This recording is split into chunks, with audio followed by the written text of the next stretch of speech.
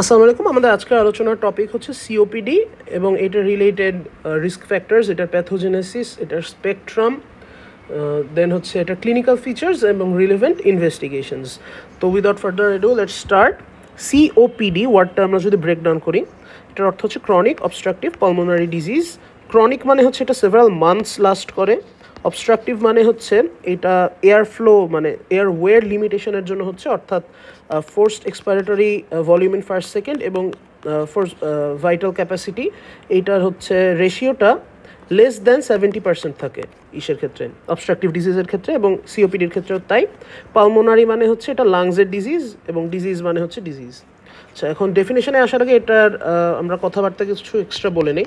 Number one কথা হচ্ছে সিওপিডিটা নক্সাস পার্টিকেলের এক্সপোজারে হয়, যেরকম স্মোক, টোবাকো স্মোকার যারা, বা হচ্ছে এয়ার পলিউশনের জন্য, অর্থাৎ অথবা হতে পারে অকুপেশনাল এক্সপোজার, যে কোনো কারণে নক্সাস পার্টিকেল দিয়ে জিনিসটা হতে থাকে। অর্থাৎ এই নক্সাস পার্টিকেলগুলো যদি আমরা কোনো কারণে মানে কোনো সিস্টেমে এটাকে যদি আমরা অ্যাভয়েড করতে পারি বা এটাকে যদি আমরা প্রিভেন্ট করতে পারি, তখন ডিজিজটা হচ্ছে না। এর জন্য সিওপিডি প্রিভেন্টেবল একটা ডিজিজ, এবং হচ্ছে যদি কারো সিওপিডি হয়ে যায় দেন এটা ট্রিটমেন্টও পসিবল এবং এটা হচ্ছে ট্রিটেবল একটা ডিজিজ। আর এই নক্সাস পার্টিকেলের জন্য হচ্ছে লাংসের ইয়েগুলি মানে স্ট্রাকচারটা চেঞ্জ হতে পারে, অ্যাবনর্মালিটি ডেভেলপ করতে পারে, এবং এর মধ্যে মোস্ট ইম্পর্টেন্ট যেটা রেসপিরেটরি ট্র্যাক্টের যে কন্ডাক্টিং যে পার্টটা, মানে নট রেসপিরেটরি পার্ট, কন্ডাক্টিং পার্টে হচ্ছে লিমিটেশন হয়। এটা হচ্ছে হাইপারট্রফিড হয়ে এই লুমেনটা ন্যারো করে ফেলে কন্ডাকশন জোনের, এবং এর কারণে হচ্ছে shortness of breadth etcetera etcetera, যে বিভিন্ন রেসপিরেটরি সিমটম এগুলি ডেভেলপ করে। সো যেটা দাঁড়াচ্ছে নক্সাস এই পার্টিকেলসের জন্য হচ্ছে আমাদের অ্যালভিউলাস অথবা এই যে রেসপিরেটরি ট্র্যাক, এই ট্র্যাক্টে ড্যামেজ হচ্ছে বা অ্যালভিউলাসে ড্যামেজ হচ্ছে, যার ফলে হচ্ছে এয়ার ফ্লো লিমিটেশন হয় যদি রেসপিরেটরি ট্র্যাক্টে ড্যামেজ হয়, অর আমাদের রেসপিরেটরি সিমটম অ্যারাইজ করে যদি অ্যালভিউলাসে ড্যামেজ হয়। এবং এই জিনিসটা যদি ট্রিটেবল বা প্রিভেন্টেবল আমরা বিবেচনা করতে পারি, দেন এটা হচ্ছে সিওপিডির সংজ্ঞায় পড়ছে। সো ডেফিনেশনটা হচ্ছে preventable and treatable disease characterized by persistent, যেহেতু chronic, persistent respiratory symptoms and air flow limitation due to, এটা হচ্ছে cause, due to airway or alveolar abnormalities, এটাও আবার ডিউ টু বা কজড বাই সিগনিফিকেন্ট এক্সপোজার, যেহেতু chronic, to noxious particles or gases. তো এই গেল আমাদের সিওপিডির সংজ্ঞা। এবার আপনারা আসি স্পেকট্রাম বা টাইপস কি সিওপিডির। এটার দুইটা টাইপ হতে পারে, একটা হচ্ছে ক্রনিক ব্রঙ্কাইটিস আর একটা হচ্ছে ইমফাইসেমা। ব্রঙ্কাইটিস মানে হচ্ছে ব্রঙ্কাসের ইনফ্ল্যামেশন। তো সেখান থেকে আমরা বুঝতে পারতেছি যে ব্রঙ্কাসের যেহেতু ইনফ্ল্যামেশন হবে, এখানে হাইপার সেক্রেশন হবে, এটা ইনফ্লেমড হয়ে এই মিউকোজাটা একটু ন্যারো স্পেস করে ফেলবে।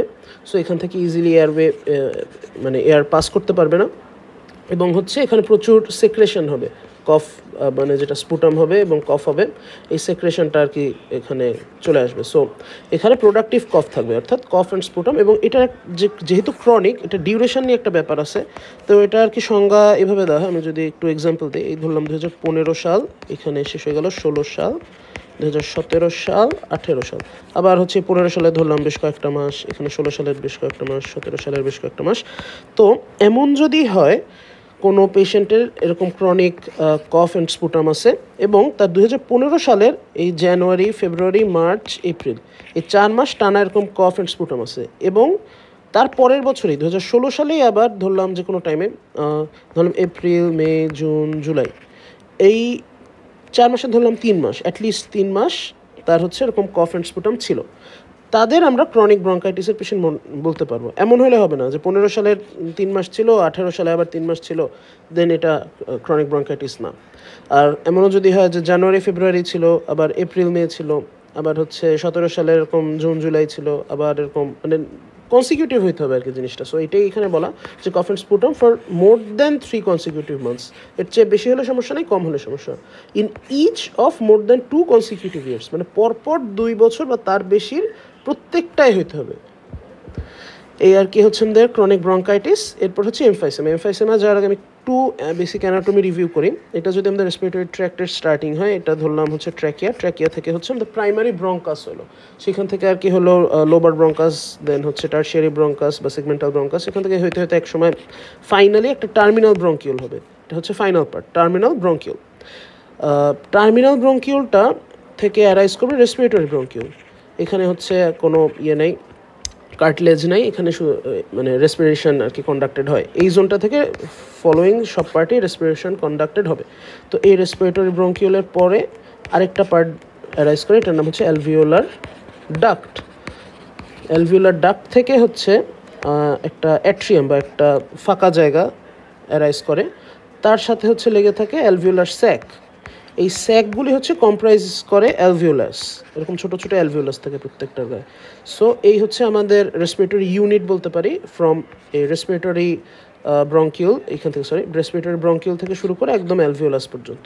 তো এই এরিয়ার কোনো জায়গায় যদি পার্মানেন্ট ডাইলেটেশন এবং এগুলির যে ওয়ালসগুলি যদি ডিস্ট্রয়েড হয় উইদাউট ফাইব্রোসিস, সেক্ষেত্রে আমরা সেটাকে বলতে পারবো এমফাইসেমা। এখন যদি ফাইব্রোসিস হলে সেটাকে আমরা বলতাম হচ্ছে ILD, ইন্টারস্টিশিয়াল লাং ডিজিজ। এখন আমরা সংজ্ঞাটা যদি দেখি, এখানে হচ্ছে permanent enlargement of airways distal to terminal bronchiole. এই যে টার্মিনাল ব্রঙ্কিউল ছিল, তারপরে রেসপিরেটরি ব্রঙ্কিউল শুরু হয়েছে, মানে হচ্ছে রেসপিরেটরি ইউনিটটাই এখানে বোঝাচ্ছে। So distal to terminal bronchioles with destruction of their walls without fibrosis. এখানে আমাদের চারটা কথা: permanent enlargement of airways, distal to terminal bronchioles, destruction of their walls without obvious fibrosis. এই আমাদের এমফাইসেমা। আচ্ছা, আমি একটু জিনিসটা পরিষ্কার করে দিতেছি। আমরা এবার আসি সিওপিডির রিস্ক ফ্যাক্টরস কী কী। তো এখানে আমরা 9টা রিস্ক ফ্যাক্টর দেখতে পাইতেছি। তার মধ্যে মোস্ট ভাইটাল, যেটা ছাড়া আমরা আসলে ইউজুয়ালি পরীক্ষায় সিওপিডি মানে ডায়াগনোসিসটা দাঁড় করাতেই পারি না, সেটা হচ্ছে টোব্যাকো স্মোক।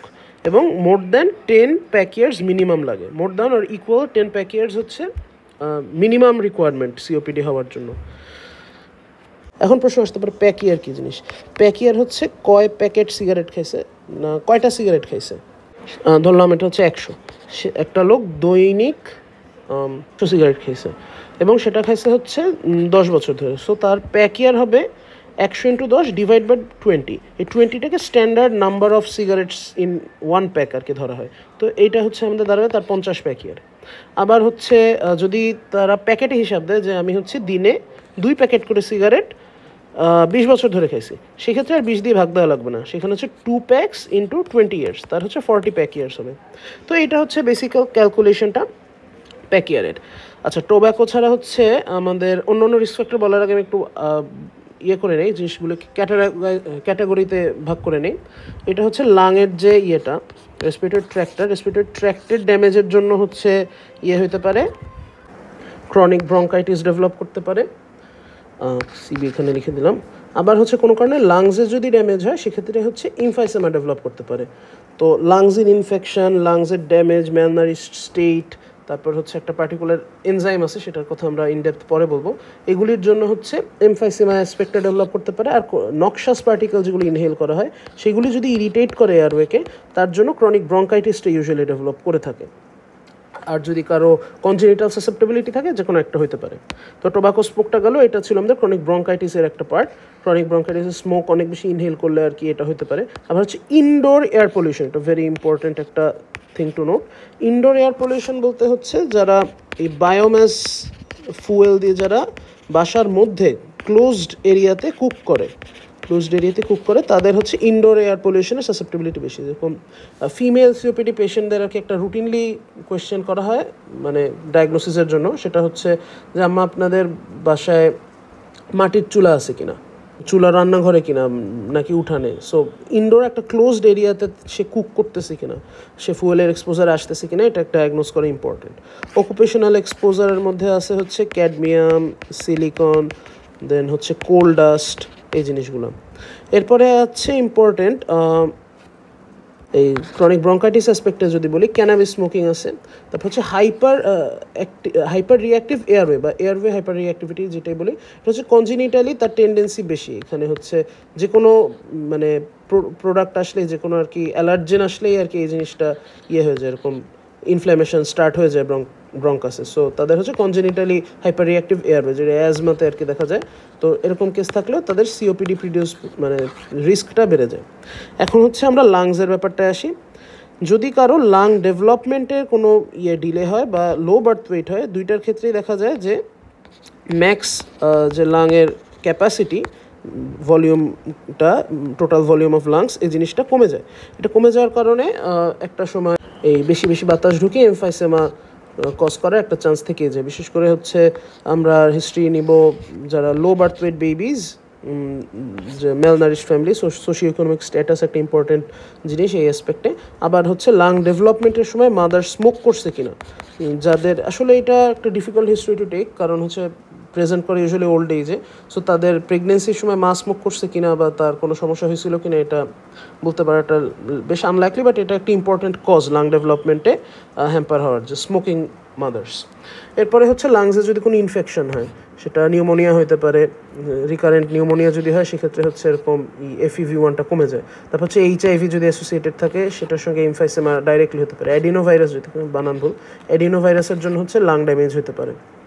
আমরা যেটা একটু আগে বলতেছিলাম যে লো সোশিও ইকোনমিক স্টেটাস, এটা বেশ ইম্পর্টেন্ট। এটার জন্য নাম্বার 1 লাং ডেভেলপমেন্ট, মানে লো বার্থ ওয়েট বেবি হতে পারে, যার কারণে হচ্ছে ম্যাক্স লাং ক্যাপাসিটি তো কমে যাবেই, সাথে হচ্ছে তারা মোর সাসেপ্টেবল টু রিকারেন্ট ইলনেস, তাদের লাং ইনফেকশন বেশি হতে পারবে। তারপর হচ্ছে তারা হাইজিন প্রপারলি মেনটেন করতে পারবে না, কারো অসুখ হলে খুব বেশি ডিস্টেন্স তারা মেনটেন করতে পারবে না, কাছাকাছি থাকতেছে, সো স্প্রেড হইতেছে ইজিলি। ওভারঅল অনেক রকমই আর কি তাদের প্রবলেম হতে পারে। এটা একটা ইম্পর্টেন্টের জন্য ফ্যাক্টর। এই জন্য COPD পেশেন্টরা ইউজুয়ালি আমরা লো সোশিও ইকোনমিক স্টেটাসের হতে দেখে থাকি। এরপরে হচ্ছে একটা রিলেটিভলি ইম্পর্টেন্ট alpha-1 অ্যান্টিট্রিপসিন, এই এনজাইমটার কনজেনিটাল ডেফিসিয়েন্সি, এটার জন্য এমফাইসেমা হয়ে থাকে। আর যদি কোনো COPD সাসেপ্টেবল জিন থাকে, পজিটিভ যদি থাকে বা প্রেজেন্ট যদি থাকে, সেই ক্ষেত্রে হচ্ছে তাদের COPD হওয়ার রিস্কটা বেড়ে যায়। এখন alpha-1 অ্যান্টিট্রিপসিন নিয়ে আমরা একটু বিস্তারিত বলবো ইন প্যাথোফিজিওলজি। আচ্ছা, আমরা প্যাথোফিজিওলজি বলার আগে হচ্ছে কিছু নর্মাল অ্যানাটমি নিয়ে কথা বলি। আসলে এই ধরলাম হচ্ছে অ্যালভিওলাস কিছু, মানে অ্যালভিওলাসের গায়ে স্মুথ মাসেলস থাকে, ক্যাপিলারিজ থাকতে পারে, সাথে থাকে হচ্ছে ইলাস্টিন নামে কিছু ফাইবার। এই ফাইবার এরকম করে সারাউন্ড করে থাকে অ্যালভিওলাসদের। এখন যখন এখানে বাতাস আসে, বাতাস এসে তো অ্যালভিওলাসগুলিকে এক্সপ্যান্ড করবে, তো এরকম করে তারা এক্সপ্যান্ড করলো অ্যালভিওলাস। এখন যখন এক্সপাইরেশনের সময় দরকার হবে, জিনিসটা তো একটা প্যাসিভ প্রসেস, তো এই ইলাস্টিনগুলি ইলাস্টিক রিকয়েলের মাধ্যমে আবার এই বাতাসটাকে পুশ আউট করে, তারা হচ্ছে আবার এক্সপাইরেশনটাকে ফ্যাসিলিটেট করে। এখন আরেকটা জায়গায় আমরা যাই, এই যে ইলাস্টিনকে ব্রেকডাউন করে এরকম একটা প্রোটিন হচ্ছে ইলাস্টেজ বা প্রোটিয়েজ, যে কোনো প্রোটিয়েজ আর কি ব্রেকডাউন করতে পারে। এই প্রোটিয়েজগুলি খুব কমনলি প্রডিউসড হয় ডিউরিং ইনফ্ল্যামেশনের সময়। অ্যাকিউট ইনফ্ল্যামেশনে নিউট্রোফিলস আসে, এই নিউট্রোফিলদের সেক্রেটেড এনজাইমগুলির একটা হচ্ছে প্রোটিয়েজ, বিভিন্ন টাইপের প্রোটিয়েজ তারা সেক্রেট করে থাকে। এখন স্বাভাবিকভাবে আমি বুঝতে পারতেছি যখন ইনফ্ল্যামেশন হয় তখন নিউট্রোফিলরা আসে। ধরলাম পালমোনারি সিস্টেমেই, মানে রেসপিরেটরি সিস্টেমেই কোনো একটা ইনফ্ল্যামেশন হয়েছে, নিউট্রোফিলরা আসছে, নিউট্রোফিলরা তাদের প্রতিক্রিয়ার সময় ইলাস্টেজ সিক্রেট করছে। এখন এই ইলাস্টেজগুলি তো এই ইলাস্টিনদের ভাঙবে, তাই না? এখন এই ইলাস্টিনদের জন্য না ভাঙার জন্য আল্লাহ তাআলা একটা সিস্টেম করে দিয়েছেন, সেটা হচ্ছে alpha-1 অ্যান্টিট্রিপসিন। এই অ্যান্টিট্রিপসিন হচ্ছে এই অ্যান্টিপ্রোটিয়েজ হিসাবে কাজ করতেছে, এই যে ইলাস্টেজগুলিকে সে স্টপ করে দিতেছে। এখন এটা হচ্ছে লাংসে থাকে, এটা লিভারে প্রডিউস হয় যদিও, কিন্তু লাংসে এরা থাকে। এখন হচ্ছে কোনো কারণে যদি ইনফ্ল্যামেশনের লেভেলটা অনেক বেশি বেড়ে যায় বা এরকম পারসিস্টেন্ট সিভিয়ার, দুইটার একটাই আর কি, যদি ইনফ্ল্যামেশন চলতে থাকে রিকারেন্টলি, মানে বারবার হতে থাকে, সেই ক্ষেত্রে হচ্ছে এই যে প্রোটিয়েসগুলি নিউট্রোফিলরা সিক্রেট করতেছে সেটার সঙ্গে এই alpha-1 অ্যান্টিট্রিপসিনটা আর পারে না। মানে এটা যদি আমি একটা ব্যালেন্স হিসেবে চিন্তা করি, এই alpha-1 অ্যান্টিট্রিপসিন আর এই হচ্ছে প্রোটিয়েজ ফ্রম নিউট্রোফিল, তো এইটা হচ্ছে যদি কোনো কারণে অনেক বেশি বেড়ে যায়, এই ভাতটা এই দিক থেকে নিচে নেমে আসবে, তখন ওরা হচ্ছে পারবে না।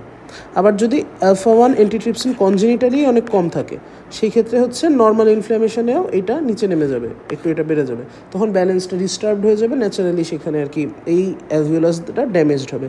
অ্যালভিওলাসটা ড্যামেজড হলে যেটা হবে, অ্যালভিওলার ড্যামেজের জন্য এমফাইসেমা হবে, এমফাইসেমার জন্য এটা ইলাস্টিসিটি কমে যাবে, অ্যান্ড অ্যাজ এ রেজাল্ট হচ্ছে এয়ার ট্র্যাপিং হবে। এটা হচ্ছে এমফাইসেমার পয়েন্ট অফ ভিউটা। আর আমরা তো ইরিটেশনের জন্য যে রেসপিরেটরি ট্র্যাক্টে হয়, বিভিন্ন নক্সাস পার্টিকেলরা আসলে এখানে ইনফ্ল্যামেশন হয়, ইনফ্ল্যামেশনের জন্য এখানে এই আর কি ব্রঙ্কিয়াল যে লুমেনটা, এটা হচ্ছে ঠিক হয়ে যায়, হাইপারপ্লেজিয়া হয়, দেন হচ্ছে এখানে গবলেট সেলগুলি থেকে মিউকাস চলে আসে, এগুলো তো নর্মালি বুঝতে পারতেছি যে এই ইনফ্ল্যামেশনের জন্য এগুলো হবে। এবং এগুলোর জন্য হচ্ছে ক্রনিক ব্রঙ্কাইটিস অ্যাসপেক্টটা হবে। আর ওই alpha-1 অ্যান্টিট্রিপসিন রিলেটেড এবং হচ্ছে ইনফ্ল্যামেশন অফ লাংস যেটা, সেটার জন্য হচ্ছে এমফাইসেমা হচ্ছে। তো আমি আবার এই জায়গাটা একটু ক্লিয়ার করে দেই। এই স্মোক অ্যান্ড ইরিটেন্টস যেগুলো, এগুলির জন্য তাহলে কি হইতেছে, এগুলির জন্য হচ্ছে ব্রঙ্কাসে ইনফ্ল্যামেশনে অ্যারাইজ করতেছে এবং এখানে ইনলার্জড মিউকোজাল গ্ল্যান্ডস হইতেছে, গবলেট সেলের হাইপারপ্লেজিয়া হইতেছে, WBC চলে আসতেছে, এগুলোর জন্য স্পুটাম প্রোডাকশন বেড়ে যাইতেছে। এই হচ্ছে আমাদের ফার্স্ট স্টেপ। সেকেন্ডলি হচ্ছে এই ইরিটেশনের জন্য যে ইনফ্ল্যামেশন অ্যারাইজ করতেছে, সেই ইনফ্ল্যামেশনে যেটা আগে বলতেছিলাম যে নিউট্রোফিলের যে প্রোটিয়েজ সিক্রেশনের জন্য ইলাস্টিক টিস্যু লস হইতেছে। এবং এই যে অ্যালভিউলাসে যদি পারসিস্টেন্টলি এবং রিকারেন্টলি ইনফ্ল্যামেশন হইতে থাকে, তখন হচ্ছে এখানে ইনফ্ল্যামেটরি প্রসেসের একটা পার্ট রিপেয়ার, এই রিপেয়ারের হচ্ছে একটা ভ্যারাইটি ফাইব্রোসিস। তো এখানে মাইনিউট লেভেলে ফাইব্রোসিস হতে থাকবে। এই মাইনিউট অ্যালভিওলার ফাইব্রোসিসের জন্য হচ্ছে প্রিমেচিওর এয়ারওয়ে ক্লোজার হবে, ইলাস্টিক টিস্যু নাই, ফার্দারমোর এখানে কনস্ট্যান্ট ফাইব্রোসিস হইতেছে, ইনফ্ল্যামেশন হইতেছে, এর জন্য হচ্ছে প্রিমেচিওর এয়ারওয়ে ক্লোজার হয়ে যাবে, যেটা আগে বলতেছিলাম। এর জন্য গ্যাস ট্র্যাপিং হবে। গ্যাস ট্র্যাপিংয়ের জন্য লাংসটা হাইপার ইনফ্লেটেড থাকবে। হাইপার ইনফ্লেটেড লাংসে হচ্ছে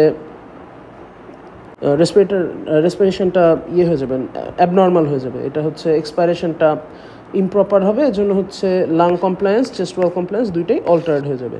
এটা হচ্ছে একটা স্পেকট্রাম।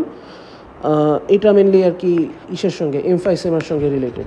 আবার ফার্দার মোর এটার সঙ্গেই রিলেটেড আবার যদি কারো কনজেনিটালি alpha-1 অ্যান্টিট্রিপসিন ডেফিসিয়েন্সি থাকে, সেক্ষেত্রে হচ্ছে কনস্ট্যান্ট প্রোটিয়েজ এবং অক্সিডেন্টসের প্রেজেন্সে অ্যালভিওলার ডিস্ট্রাকশন হইতেছে, এটা হচ্ছে এমফাইসেমা কজ করতে পারে।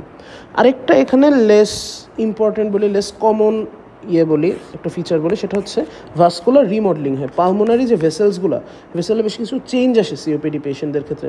তার মধ্যে আর কি কমনলি ইন্টিমাল হাইপারপ্লেজিয়া হয়, এখানে যে ইন্টিমাটা হাইপারপ্লাস্টিক হয়ে যায়, মিডিয়াল হাইপারট্রফি হয়, যে আর্টের যে লেয়ার ইন্টিমা, মিডিয়া আর হচ্ছে টার্নাল লেয়ার, তো এখানে হচ্ছে হাইপারপ্লেজিয়া হয়।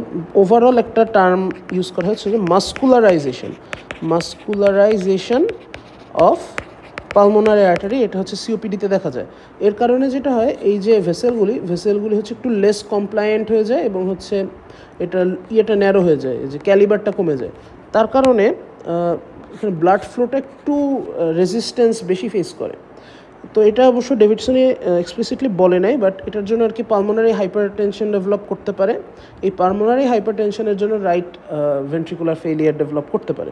সো এখানে ইম্পেয়ার্ড কার্ডিয়াক পারফরমেন্স বলছে, এটা রাইট ভেন্ট্রিকুলার ফেলিয়ারকে ডাইরেক্টলি ইন্ডিকেট করে না, অন্য মেকানিজমে আসলে রাইট ভেন্ট্রিকল ফেল করতে পারে থেকে সিওপিডি থেকে, সেটাই ডেভিডসন বেশি আলোচনা করা হয়েছে। সো আমি এখানে আর বেশি স্ট্রেস দিতেছি না। তো আমরা হচ্ছে এখন এসে যাই ক্লিনিক্যাল ফিচার্সে। এখন ক্লিনিক্যাল ফিচার্স আমি ডেভিডসন থেকে এখানে আর কি পয়েন্টসগুলি নিয়েছি। তো এখানে মেইন পয়েন্টসগুলো আমি বলি যে পজিটিভ পয়েন্ট কী কী আছে, নেগেটিভ পয়েন্ট কী কী আছে। এটার সিগনিফিকেন্স হচ্ছে কিছু জিনিস আমরা পাবো আর কিছু জিনিস আমরা একদমই পাবো না, অথবা হচ্ছে রেয়ারলি পাবো। সো এগুলো হচ্ছে লেস ইম্পর্ট্যান্ট পয়েন্ট, এবং এই পয়েন্টগুলি আমাদের লং কেসে হিস্ট্রিটা নেওয়ার সময় এক্সক্লুড করতে হবে এবং পজিটিভ পয়েন্টগুলি ইনক্লুড করার চেষ্টা করতে হবে। সো নাম্বার 1 পজিটিভ পয়েন্ট হচ্ছে প্রোডাক্টিভ কফ উইথ স্পুটাম, যেটাকে হচ্ছে স্মোকার্স কফ বলে, একটা পার্টিকুলার টাইপের কফ, এবং এটা হচ্ছে classically greater than 40 years old পেশেন্টদের দেখা যায়, এবং 4 to 6 ডিকেডের মানে 40s to 60s যারা আছে তাদের ক্ষেত্রে আর কি কমন। সো এইটাও একটা পজিটিভ হিস্ট্রি বা পজিটিভ ইনক্লুশন আমরা বলতে পারি। শর্টনেস অফ ব্রেথ, এটা প্রোগ্রেসিভলি ওয়ার্স হতে থাকে। আমি এখানেই কথাটা বলে ফেলি যে ব্রেথটাকে গ্রেডিং করা হয়, শর্টনেস অফ ব্রেথের একটা এমএমআরসির গ্রেডিং আছে। সো এমএমআরসির গ্রেডিংটা আমরা একটু দেখে ফেলি আগেই। নাম্বার 0 হচ্ছে কোনো শর্টনেস অফ ব্রেথ নেই এক্সেপ্ট ফর স্ট্রেনাস এক্সারসাইজ, মানে প্রচুর পরিমাণ ব্যায়াম করতেছে তারই হচ্ছে শর্টনেস অফ ব্রেথ আছে, সবারই হইতেছে, সো ইটস ফাইন। গ্রেড 1 যারা হচ্ছে একটু তাড়াতাড়ি হাঁটতেছে বা হচ্ছে সিঁড়ি বেয়ে উঠতেছে, সেই সময় হচ্ছে তাদের শর্টনেস অফ ব্রেথ অ্যারাইজ করছে, তাদেরটা আমরা গ্রেড 1 দিয়ে দিই। আর সেকেন্ড গ্রেড যেটা গ্রেড 2 শর্টনেস অফ ব্রেথ, এটা হচ্ছে ধরলাম যে 5 জন হাঁটতেছে, এখন 5 জন হাঁটার মধ্যে একজন দেখলাম সে একটু স্লো হাঁটতেছে, অথবা সে নিজে হাঁটতে হাঁটতে একটু পরপর ব্রেক নিতেছে, এটাকে হচ্ছে আমরা গ্রেড 2 শর্টনেস অফ ব্রেথ বলি। এখানে লেখা walk slower than contemporaries on level ground, অথবা হচ্ছে stops for breath walking at own pace. Grade 3 হইতেছে একটা পার্টিকুলার ডিউরেশন বা পার্টিকুলার ডিস্টেন্স হাঁটার পর সে যদি স্টপ করে, যেরকম হচ্ছে একটা শর্ট ডিস্টেন্স 100 মিটার অথবা ফিউ মিনিটস সে নর্মালি হাঁটার পরে যদি তার শর্টনেস অফ ব্রেথ অ্যারাইজ করে, সেটা হচ্ছে গ্রেড 3। গ্রেড 4 হচ্ছে সে বাসা থেকেই বের হতে পারে না, এত সে ব্রেথলেস, এবং সে ড্রেস চেঞ্জ করার সময় বা ওয়াশরুমে যাওয়ার সময়, এটা কমনলি আমরা ওয়ার্ডে আস্ক করি যে ওয়াশরুমে যাওয়ার সময় আপনার শ্বাস এরকম কষ্ট হয় কিনা। তো এরকম মাইনর, মানে সোজা কথা হচ্ছে বিভিন্ন মাইনর কাজের সময় যদি তার শর্টনেস অফ ব্রেথ অ্যারাইজ করে, কোনো একদম লিস্ট এফোর্টের কাজগুলির ক্ষেত্রে, সেগুলি হচ্ছে গ্রেড 4 শর্টনেস অফ ব্রেথের ক্রাইটেরিয়া। তো এই আমাদের হয়ে গেল শর্টনেস অফ ব্রেথ। এটা আমাদের আরেকটা পজিটিভ ফাইন্ডিং, যেটা প্রোগ্রেসিভলি ওয়ার্স হবে। যেরকম বলবে যে আগে, মানে হিস্ট্রি থেকে আমরা অ্যানালাইজ করি যে আগে গ্রেড 2 ছিল, দেন গ্রেড 4 হয়ে গেল ওভার 6 মান্থস অর 1 ইয়ার। তো এটা একটা ইম্পর্টেন্ট পজিটিভ ফাইন্ডিং। আরেকটা এক্সট্রিমলি ইম্পর্টেন্ট পজিটিভ ফাইন্ডিং এবং একটা ব্যাড প্রোগনোস্টিক ফ্যাক্টর হচ্ছে পেরিফেরাল ইডিমা। তো এটা দুইটা কজে অ্যারাইজ করতে পারে। একটা হচ্ছে স্লিপ অ্যাপনিয়া এবং থ্রম্বোএমবোলিজম নিয়ে যদি প্রেজেন্ট করে, দেন আমরা রাইট হার্ট ফেলিয়ার সাসপেক্ট করে থাকি। আরেকটা হচ্ছে হাইপার ক্যাপনিয়া বা হাইপক্সিয়া অফ কিডনি যদি হয়, সেই ক্ষেত্রে হচ্ছে দেখা যাবে সল্ট অ্যান্ড ওয়াটার রিটেনশন করবে এবং এটা ভলিউম ওভারলোড হয়ে যাবে এক টাইপের, যার কারণে এটার এগেনস্টে হার্ট আর পাম্প করতে পারবে না। টিপ সার্কুলেটরি ভলিউমটাও কমে যাইতেছে, সো ওভারঅল আর কি হার্টের কাজ বেশি করা লাগতেছে এবং হচ্ছে বেশি ইসের এগেনস্টে, ফোর্সের এগেনস্টে কাজ করা লাগতেছে ওভারঅল। সো এটা আস্তে আস্তে হার্ট ফেলিয়ার দিকে নিয়ে যাবে। কর পালমোনালি হচ্ছে ভেন্ট্রিকুলার ডাইলেশন অ্যান্ড হাইপারট্রফি বা ডিসফাংশন, নট মানে জাস্ট ফেলিয়ার ডাইরেক্টলি এখানে বলতে নিষেধ করা হয় বইতে, বা স্যাররাও আর কি পছন্দ করে না। সো রাইট ভেন্ট্রিকুলার আমরা হাইপারট্রফি বলতে পারি or dilatation due to lung cause. এটাই হচ্ছে আমাদের কর্পালমোনারি ডেফিনেশন। এছাড়া হচ্ছে আরেকটা important positive finding fatigue and anorexia with weight loss. Weight লসটা খুব ইম্পর্টেন্ট এবং এর সঙ্গে আরও ডিফারেন্সিয়াল করতে হয় লাং ক্যান্সার এবং টিউবারকুলোসিসের, কারণ এগুলির ক্ষেত্রে ওয়েট লস অ্যান্ড ফেটিগ দেখা যায়। আরও ইম্পর্টেন্ট কিছু পজিটিভ ফাইন্ডিংয়ের মধ্যে আছে হচ্ছে, মানে এগুলা not always present, but present থাকলে ইম্পর্টেন্ট, অস্টিওপোরোসিসের প্রেভেলেন্স, এটা বেশ ইম্পর্টেন্ট। দেন হচ্ছে থাকতে পারে মর্নিং হেডেক, যাদের হাইপারক্যাপনিক যারা, তাদের ক্ষেত্রে হচ্ছে মর্নিং হেডেকটা দেখা যায়। ডিপ্রেশন অ্যান্ড অ্যাংজাইটি দেখা দিতে পারে, এটা একটা মানে আমাদের ফাইন্ডিং হতে পারে। তো এই মোটামুটি আমাদের পজিটিভ ফাইন্ডিংস। এরপর হচ্ছে আমরা নেগেটিভ ফাইন্ডিংস কিছু এক্সক্লুড করি। নেগেটিভ ফাইন্ডিংয়ের মধ্যে হচ্ছে স্পেসিফিক কোনো ফিজিক্যাল সাইন্স অ্যান্ড সিমটম থাকে না, হেমোপটাইসিস ইউজুয়ালি থাকে না, এবং হচ্ছে ভেরি ভেরি ভেরি ইম্পর্ট্যান্ট, এখান থেকে মোস্ট ইম্পর্ট্যান্ট আমি বলবো, সেটা হচ্ছে ফিঙ্গার ক্লাবিং থাকে না। ক্লাবিং থাকলে সেটা আমরা সিওপিডি ডায়াগনোসিস আর হতেছে না, সেটা হচ্ছে লাং ক্যান্সার বা ফাইব্রোসিসের দিকে বেশি সাজেস্ট করতেছে।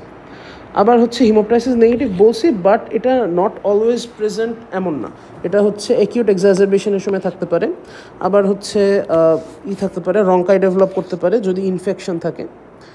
আর যদি এই রঙ্কাইটা পারসিস্টেন্ট হয়, লং টার্ম থাকতেছে, সেক্ষেত্রে এটা ব্রঙ্কিয়াক্টিসিসকে ইন্ডিকেট করে। তো এই হচ্ছে মোটামুটি আমাদের ওভারঅল ক্লিনিক্যাল ফিচার্সের একটা পিকচার।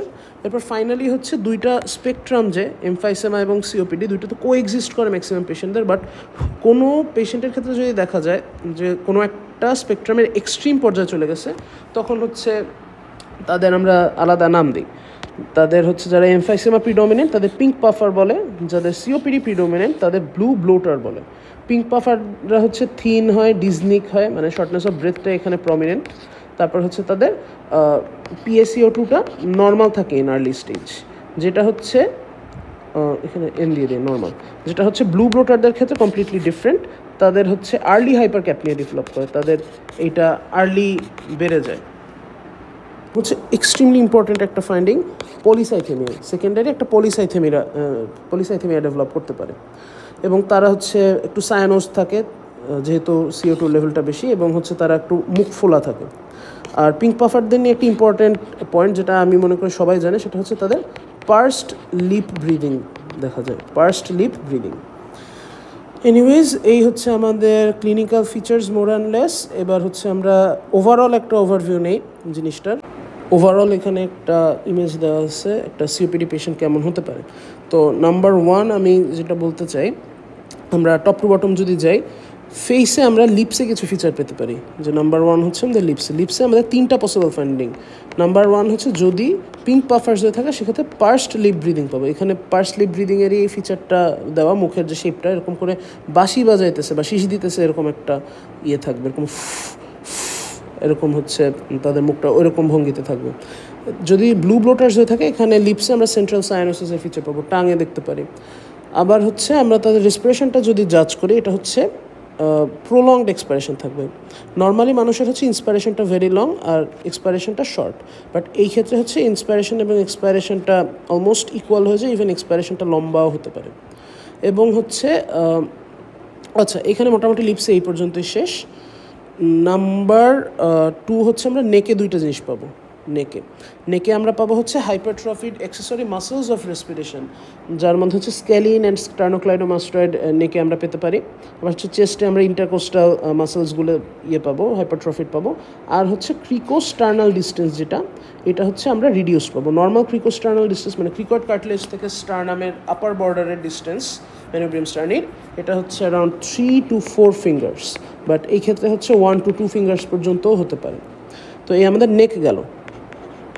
নেকে নেকে আরেকটা জিনিস পাবো, এখানেই বলে ফেলে, সেটা হচ্ছে জেভিপিটা রেইজড হতে পারে, কারণ হচ্ছে যেহেতু পালমোনারি হাইপারটেনশন থাকতে পারে, পালমোনারি হাইপারটেনশনের জন্য হচ্ছে রাইট অ্যাট্রিয়ামের প্রেশারটা ইনক্রিজ করবে, রাইট অ্যাট্রিয়াম প্রেশার ইনক্রিজ করলে হচ্ছে জেভিপি ইনক্রিজ করবে। সো এটা আমরা ইনক্রিজড পেতে পারি। আর এই গেল নেকের পর নেকের 3টা ফিচার, লিপসের 3টা ফিচার। এরপরে হচ্ছে আমরা চেস্টে বেশ কিছু ফিচার আমরা পাবো। আমরা ফার্স্টলি যে ওভারঅল পাবো সেটা হচ্ছে একটা ব্যারেল শেপ চেস্ট পাবো। ওভারঅল আমরা দেখেই বুঝতে পারবো ব্যারেল শেপ চেস্ট মানে হচ্ছে অ্যান্টেরিয়র পোস্টেরিয়র যে ডায়ামিটারটা এইটা বেড়ে যাবে in case of COPD patient. Normally anterior posterior diameter is to transverse ডায়ামিটারটা অলমোস্ট 1:2 থাকে, আই থিঙ্ক, আমি এটা শিওর না, মনে হয় 1:2 থাকে। But in case of COPD patient এটা 1:1 হয়ে যায়, মানে এটা নর্মালের চেয়ে দ্বিগুণ বেড়ে যায় এবং ট্রান্সভার্স ডায়ামিটারের সমান হয়ে যায় ব্যারেল, যেটা পিপের মতো আর কি দেখতে হয়ে যায়। এই হাইপার ইনফ্লেটেড লাংসের জন্য একবারেই বলে ফেলি, আমাদের অসকালটেশনের সময় ব্রেথ সাউন্ডটা ডিমিনিশড পাবো, রিডিউসড ব্রেথ সাউন্ড, এবং হচ্ছে উইজ পেতে পারি। হচ্ছে আমরা যদি লেফট লাংয়ের কথা চিন্তা করি, লেফট লাংয়ের এখানে একটা এরিয়া অফ কার্ডিয়াক ডায়ালনাস থাকে, এই ডায়ালনাসটা অবলিটারেটেড হয়ে যাবে।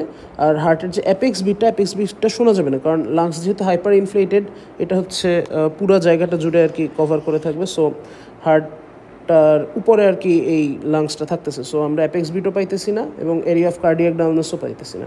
সো আমরা হচ্ছে হার্ট রিলেটেড 2টা পয়েন্ট পাইতেছি। আর অসকালটেশনের জন্য আরেকটা 3টা পয়েন্ট পাইতেছি এখানে। আবার হাইপার ইনফ্লেটেড চেস্ট 4টা পয়েন্ট। আচ্ছা, তো হচ্ছে আমরা একটু আগে দেখছিলাম যে ইন্টারকোস্টাল মাসেলগুলির হাইপারট্রফি হতে পারে। এই হাইপারট্রফিড ইন্টারকোস্টাল মাসেলের জন্য দেখা যাবে যে শ্বাস নেওয়ার সময়, বিশেষ করে ইন্সপাইরেশনের সময়, এই মাসেলগুলি ভিতরে ঢুকে যেতেছে, এই যে রিবসগুলি ভিতরে ঢুকে যেতেছে এই মাসেলের সাথে, এটাকে বলে ইন্টারকোস্টাল ইনড্রয়িং, এবং ইন্সপাইরেশন এটা দেখা যায়। এবং লোয়ার রিবে দেখা যাবে হচ্ছে inward movement of lower ribs, সাধারণত তো এটা বাইরে বের হয়ে আসে, এটা ভিতরের দিকে ঢুকে যাবে। এটা হচ্ছে লো ফ্ল্যাট ডায়াফ্রামের একটা ইন্ডিকেটর, যে ডায়াফ্রামটা হচ্ছে এরকম নিচে নেমে আসছে এবং ডায়াফ্রাম তো ইউজুয়ালি এরকম থাকে, সেটা ফ্ল্যাট হয়ে গেছে। আর এপিগ্যাস্ট্রিক রিজিয়নে হচ্ছে আমরা হার্ট সাউন্ড শুনতে পাবো। যদি আমরা পেরিফেরালি দেখি, সেক্ষেত্রে হচ্ছে পেরিফেরাল ইডিমা আমরা পেতে পারি due to salt and water retention.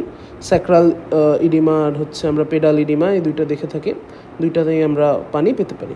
তো এই হচ্ছে ওভারঅল একটা পিকচার ইসের ক্রনিক অবস্ট্রাকটিভ পালমোনারি ডিজিজের। এরপর আমরা কী ইনভেস্টিগেশন করে থাকি এটা দিয়ে এই ভিডিওটা শেষ করতেছি।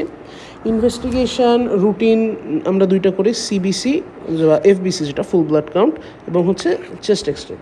এইখানে হচ্ছে আমাদের বিশেষ ইম্পর্ট্যান্ট ব্যাপার হচ্ছে এখানে পলিসাইথেমিয়া। একটু আগে আমরা বলছিলাম যে ব্লু ব্লোটারদের ক্ষেত্রে পলিসাইথেমিয়া থাকতে পারে, সো এটা থাকলে এটা একটা সাপোর্টিং এভিডেন্স।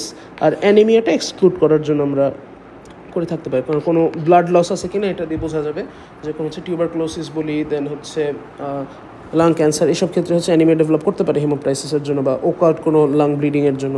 তো এটা একটা ইম্পর্ট্যান্ট ফিচার। চেস্ট এক্সরেতে নন স্পেসিফিক ফাইন্ডিংস পাওয়া যাবে, এবং এটা হচ্ছে ডিফারেন্সিয়াল করবে কয়েকটা জিনিসের, সেটার মধ্যে হচ্ছে হার্ট ফেইলিয়ার, লাং ক্যান্সার, আর কোনো বুলা ডেভেলপ করছে কিনা। আমাদের এখানে মোস্ট ইম্পর্টেন্ট যে ডায়াগনস্টিক পয়েন্ট সেটা হচ্ছে লাং ফাংশন টেস্ট। এটা দিয়ে মেনলি তো ক্লিনিক্যালি ডায়াগনোজ হয়ে যায়, তো এটা হচ্ছে প্রোগনোসিস এবং হচ্ছে কনফার্মেশনের জন্য ইম্পর্টেন্ট। লাং ভলিউম হচ্ছে আমরা দেখি, লাং ভলিউম চেক করি হাইপার ইনফ্লেশন অ্যাসেস করার জন্য, এবং হচ্ছে স্পাইরোমেট্রি করে অবস্ট্রাকশনটা করি, ডায়াগনোস করি যে এটা অবস্ট্রাকটিভ না রেস্ট্রিকটিভ, এবং হচ্ছে এটার সিভিরিটিও অ্যাসেস করি। তো এখানে সিভিরিটি অ্যাসেসমেন্টের একটা চার্ট আমি এখানে দিচ্ছি, ডেভিডসন থেকে নেওয়া। তো এটা হচ্ছে FEV1 এবং FVCর যে রেশিওটা আগে বলছিলাম, এটা অলওয়েজ 70%-এর নিচে। সো এটা হচ্ছে অবস্ট্রাকটিভ হিসাবে আমরা ডায়াগনোস করে ফেললাম। সো ডায়াগনোসিসের কাজ শেষ। এখন হচ্ছে আমরা প্রোগনোসিসটা দেখব। এখন এই যে FEV1টার নর্মাল একটা পার্সনের কত থাকে, ধরলাম হচ্ছে এটা 10 থাকে কারো। সো এই 10%-এর তুলনায় কত আছে, মানে সরি, এটা 10-এর তুলনায় কত আছে। যদি 8 হয় তাহলে হচ্ছে এটা 80% 10-এর তুলনায়। সো এইটা হচ্ছে মাইল্ড স্টেজ আমরা বলতে পারি। সো 8% অর মোর যদি FEV1 থাকে সেটা হচ্ছে মাইল্ড সিভিরিটি। অবশ্যই এটা মাইল্ড স্টেজ, এটা অ্যাসিমটোমেটিক বা এটা অ্যাবসেন্ট স্টেজ বলতে কিছু নাই, কারণ FEV1 এবং FVC এর রেশিওটা তো অবশ্যই 7-এর চেয়ে নিচে, 0.7-এর চেয়ে নিচে। কিন্তু FEV1 যে উপরেরটা, এইটা দিয়ে আমরা হচ্ছে প্রোগনোসিসটা করে থাকতেছি। তো এনিওয়েজ, যদি এটা 80%-এর চেয়ে বেশি হয় সেক্ষেত্রে আমরা এটাকে মাইল্ড বলতেছি। FEV1 যদি 80 থেকে কমে 50 এই রেঞ্জে থাকে, দেন হচ্ছে এটাকে আমরা মডারেট বলবো। 50 থেকে কমে 30-তে যদি চলে যায়, মানে 49 to 30, সেই ক্ষেত্রে হচ্ছে এটাকে আমরা বলবো সিভিয়ার। এবং যদি 30-রও নিচে নেমে যায় দেন হচ্ছে এটা ভেরি সিভিয়ার। এবং এটা 1, 2, 3, 4 দিয়ে মাইল্ড মডারেটের জায়গায়ও স্টেজ করা হয়ে থাকতে পারে। এরপরে হচ্ছে ফাইনাল যে টেস্টটা করা হতে পারে সেটা হচ্ছে এক্সারসাইজ টেস্ট। এটা এক্সারসাইজ টলারেন্স কেমন, এটা শর্টনেস অফ ব্রেথ জাজ করার জন্য ইম্পর্টেন্ট। নাম্বার 1, এটা সাপোর্টিং এভিডেন্স ফর ডায়াগনোসিস এবং রেসপন্স টু ট্রিটমেন্ট, এটা জাজ করার জন্য ইম্পর্টেন্ট। মানে এটা একটা বেস লাইন এস্টাবলিশ করে দেয় যে ধরলাম কেউ হচ্ছে আগে যেটা শর্টনেস অফ ব্রেথে 100 মিটার পর্যন্ত আর কি হাঁটতে পারতো না, 100 মিটার আগে সে হাঁপায় যেত। এখন হচ্ছে এটা এক্সারসাইজ টলারেন্স টেস্টে ধরা পড়লো যে সে 100 মিটার পর্যন্ত হাঁটতে পারতেছে না, কিন্তু আমরা ট্রিটমেন্ট দিলাম। ট্রিটমেন্ট দেওয়ার পর হচ্ছে দেখলাম যে সে 100 মিটার পর্যন্ত হাঁটতে পারতেছে, 150 মিটার পর্যন্ত হেঁটে ফেলতেছে। সো এটা হচ্ছে সে ইমপ্রুভ করতেছে, এটা একটা বেসলাইন স্ট্যাবলিশ করলাম যে তার কতটা কাজ করতেছে ট্রিটমেন্টটা। তো এই হচ্ছে আমাদের মোটামুটি ইনভেস্টিগেশন। আর আজকের ভিডিওটা আমি এখানেই স্টপ করতেছি। নেক্সট ভিডিওতে ইনশাআল্লাহ ট্রিটমেন্ট এবং লং কেস নিয়ে আলোচনা করব।